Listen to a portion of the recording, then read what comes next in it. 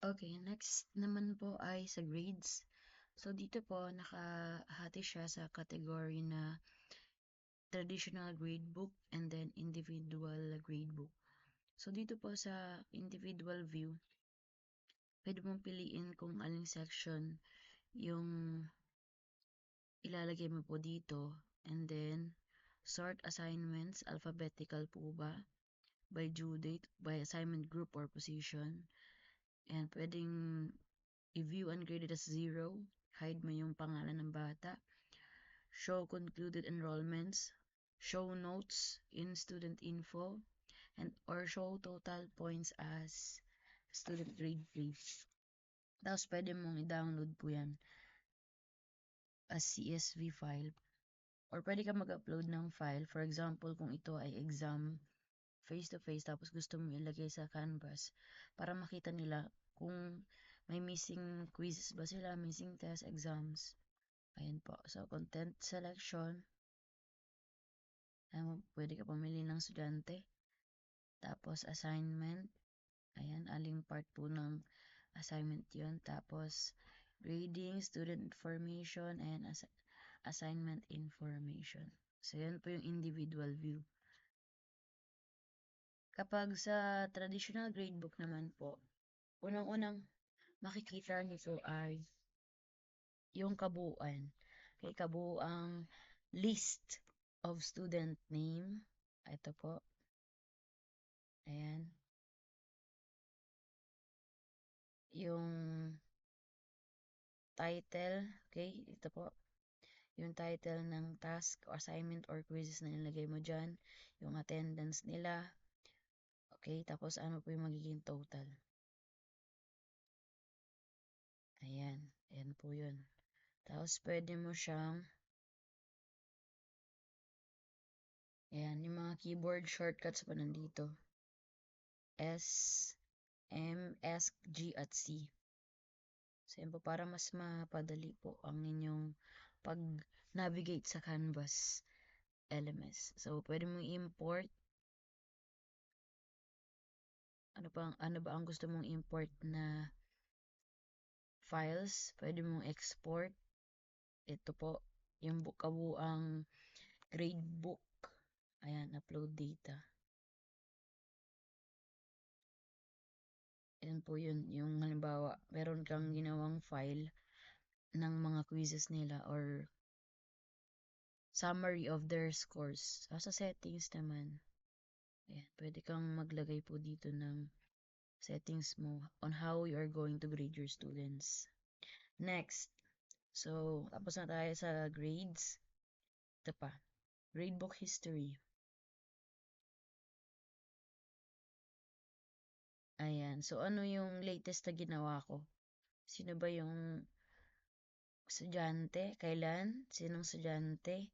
Ako yung grader.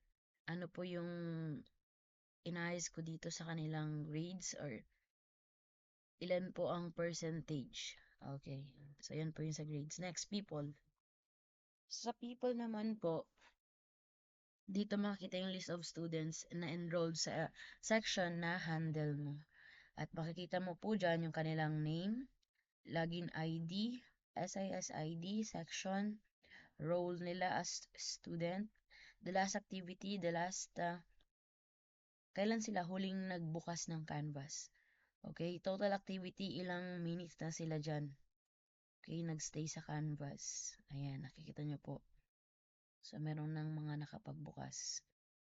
Okay. And then after that, pwede mo siyang i-group. Okay? Pwede ka gumawa ng group dyan. For example, may group activity. Ayan, lagyan mo ng name. Okay? Tapos, create groups later. Ayan, mag-split of students ka. Ilan ba ang gusto mo? Okay? So, very helpful siya. Mas mapapadali at mas di na sila magtatanong. Ma'am, sino pong kagrupo ko? Ma'am, kanino po yung ano ganyan?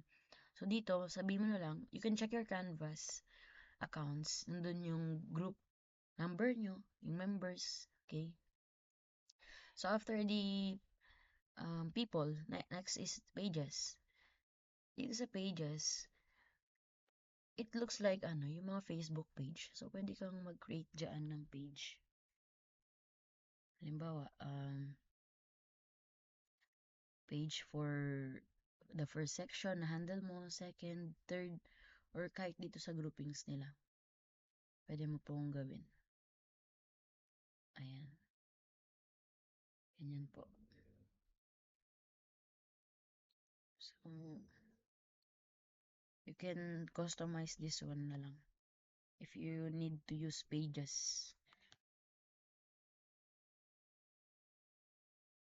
Okay. Next is sa files. Okay, ba't ako nagli-leave? Wait. Cancel muna natin. Okay. So, sa files, ito naman, kung ano yung mga in-upload mo files or media, ano pa ba? Documents, PowerPoints, dito makikita. Okay? Ayan, katulad po nito.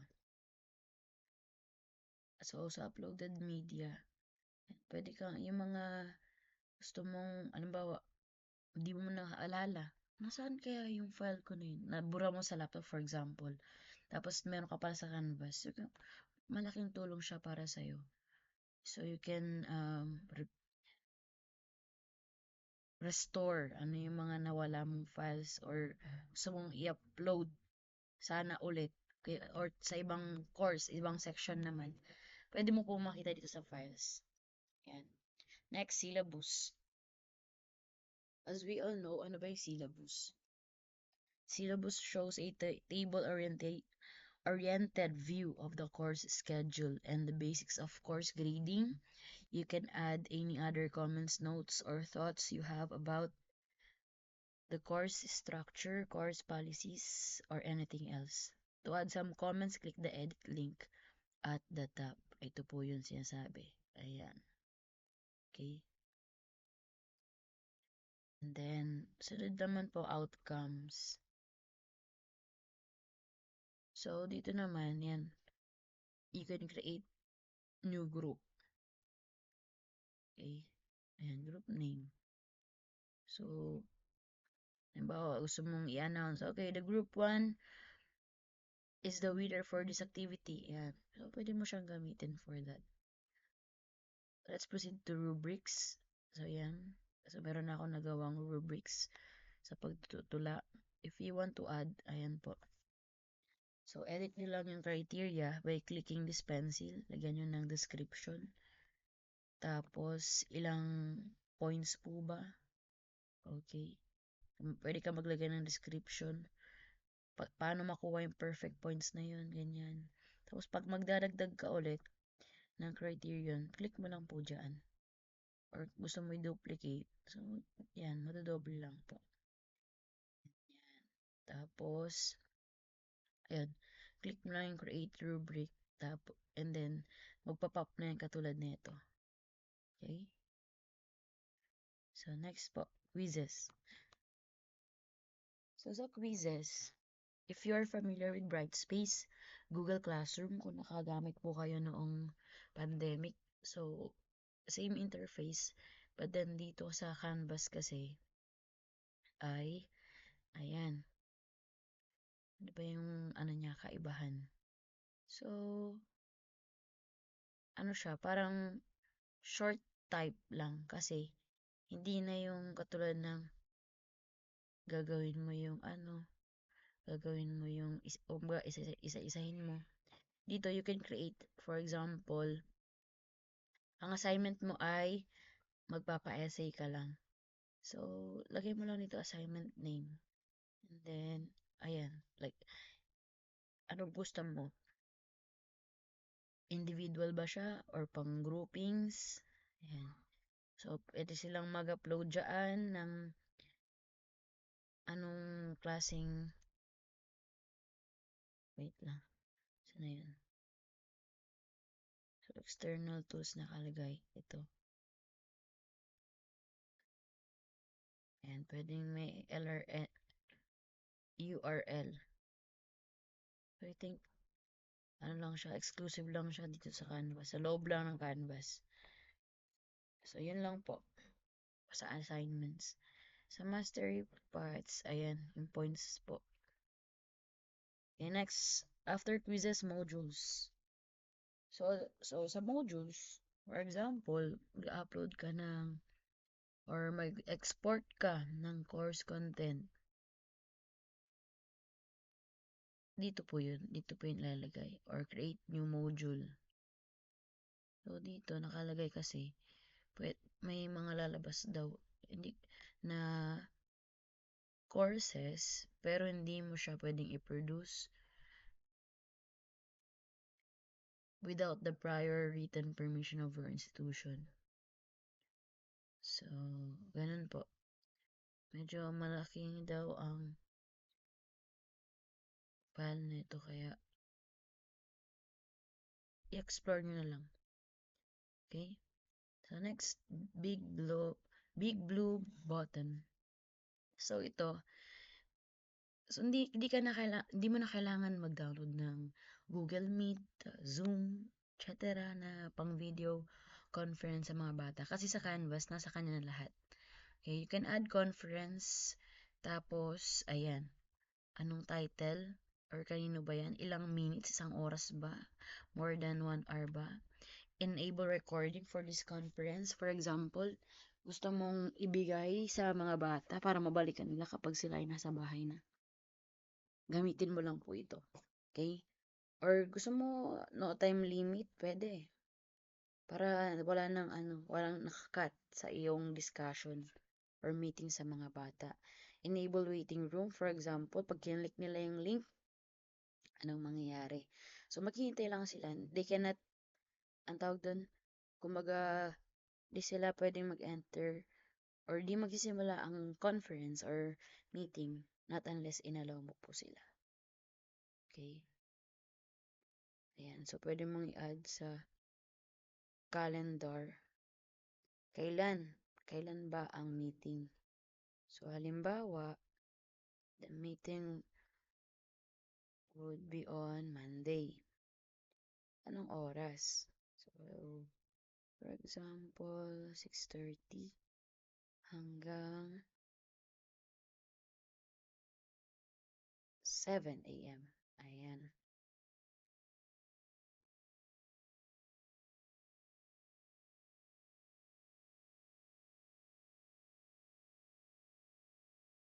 Okay. So, ayan po. So, click create. Ayan. So, meron ka ng video conference. Okay.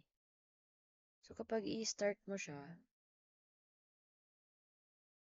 so, redirect ka sa part na to. Okay. So loading lang siya. Kaya,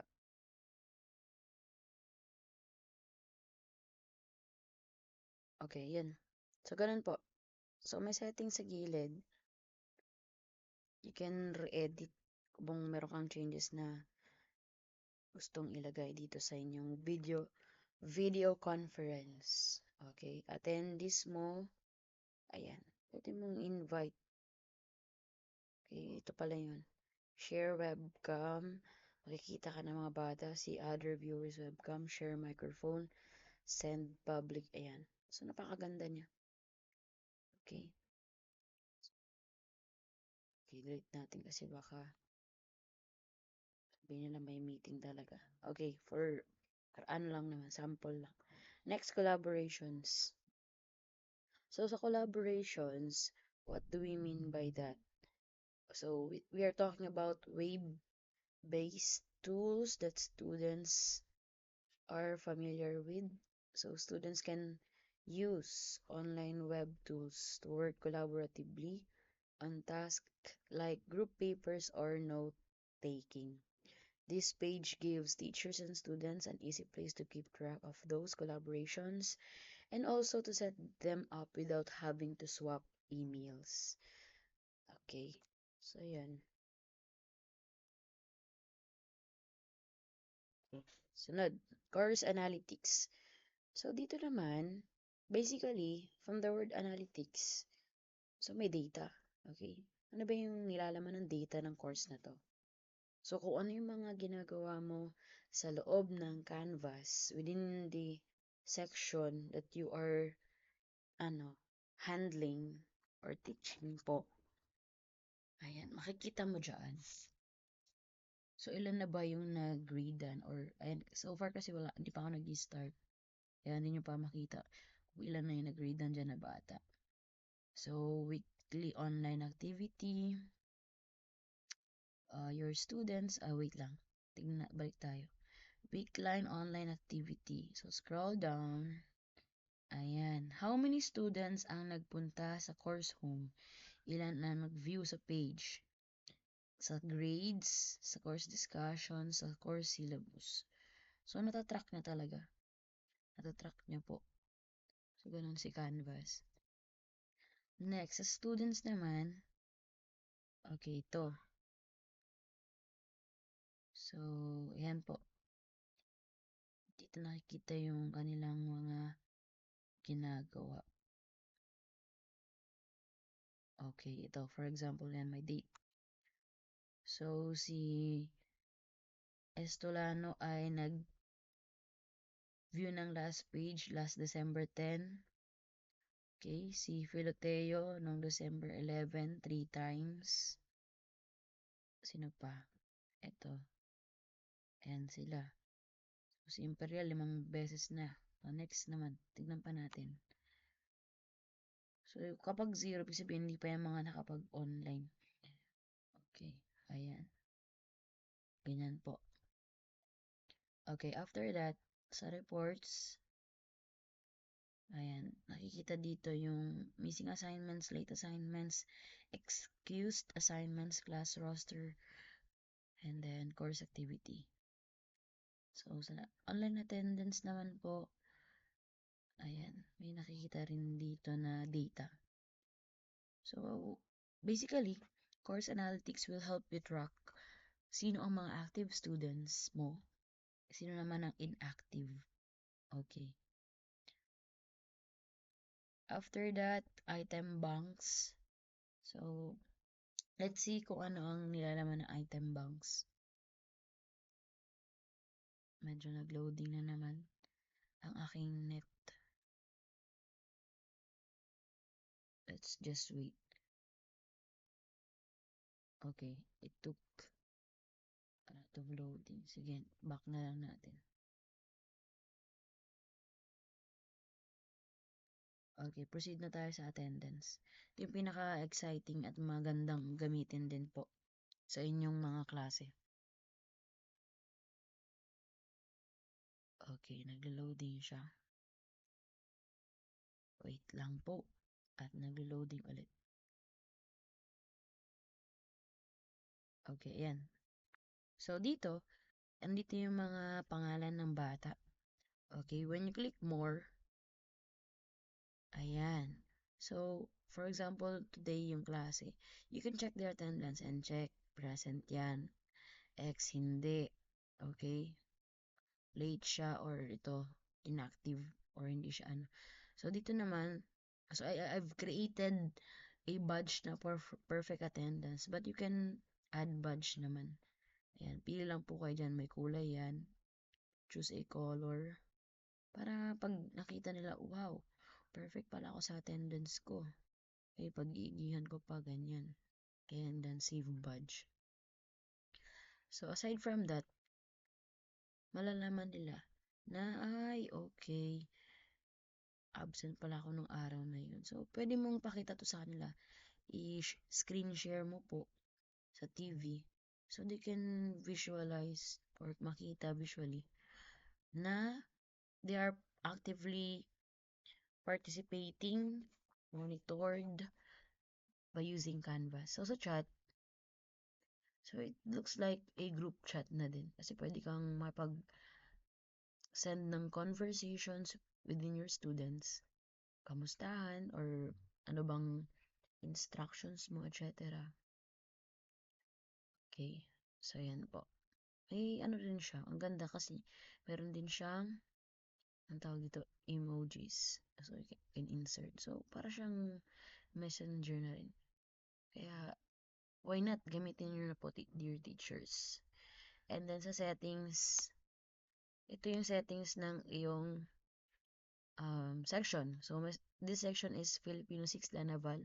You can choose image. Pwede kang gumawa sa Canva naman. Okay? Kung gusto mo ng customized cover photo. Pangalanan, palitan yung ano. Tapos, ang hindi nyo lang po pwedeng palitan is this one, SISID. Kasi, maiiba po yan. Yan na yung naka-enroll. So, basically, dito lang po kayo sa taas. Yan, pangalan. Tapos, yung image ng inyong section. Okay, or ng section na handle. So, ganun lang po. And, I hope ito ay inyong magamit, may apply sa inyong teaching learning process. And this is very helpful po, especially pag ADM. They can simply check their canvas kung meron pa papagawa sa kanila. And you can easily check also their outputs with rewards, di ba? Simple rewards like perfect attendance, perfect sa quiz, etc. Okay, that ends my simple tutorial. Thank you so much, dear Caris teachers.